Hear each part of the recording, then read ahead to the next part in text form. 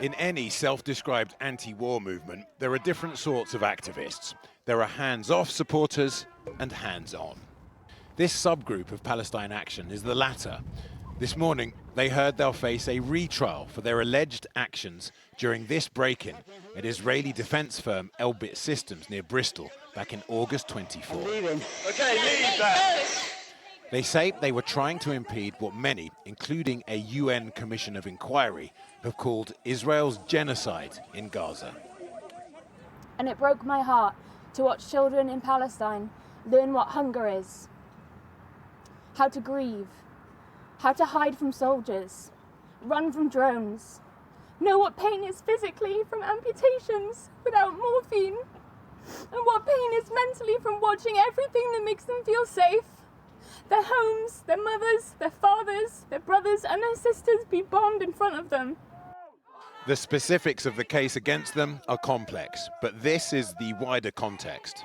In July 25, a year after the Elbit break-in, the government officially prescribed Palestine Action as a terrorist group, the same as Hamas or Al-Qaeda.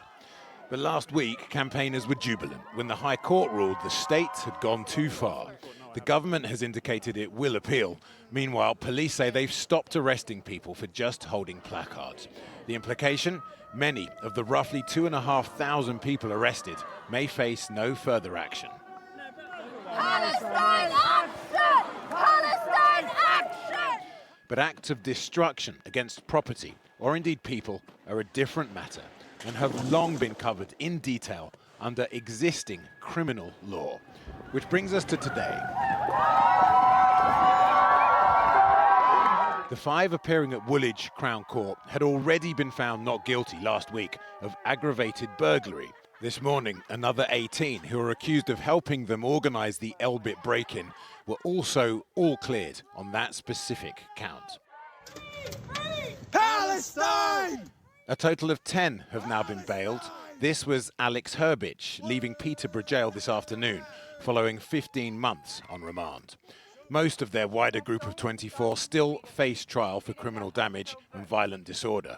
The activists argue that under the law they've spent long enough in custody and should all be bailed or have the charges dropped entirely. The injustice is not over.